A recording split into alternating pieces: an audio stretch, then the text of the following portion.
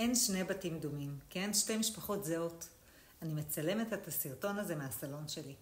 הבית שהצבתי לעצמי, המקום שבו אני מרגישה הכי בטוחה, הכי נינוחה והכי אני. זה המקום שמאפשר לי לעצור רגע ולהיזכר למה אני כל כך אוהבת את מה שאני עושה. אחת השאלות שאני הכי אוהבת לשמוע היא, איך את מצליחה שכל בית ירגיש שונה? והתשובה פשוטה, כי כל פרויקט הוא סיפור אחר. כל משפחה מביאה איתה עולם שלם של חוויות, הרגלים, חלומות, צרכים ורצונות. והתפקיד שלי הוא לתרגם את כל זה לבית שנראה ומרגיש בדיוק כמוהם. בין הפרויקט הקודם לזה החדש שאני אעלה עכשיו, יש הבדלים עצומים, בצבעים, באור, בתחושה באנשים, וזה בדיוק מה שמרגש אותי כל פעם מחדש. אין תבנית אחת, אין חזרה על נוסחה, יש הקשבה אמיתית. ויש פתרונות שנולדים מהלב בדיוק לפי מי שגר שם.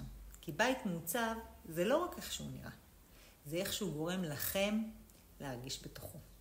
כל פרויקט הוא סיפור חדש, ואני כאן כדי להפוך את הסיפור שלכם לבית. אז מי רוצה להצטרף אליי למסע הזה? המסע שמספר את הסיפור של הבית שלכם.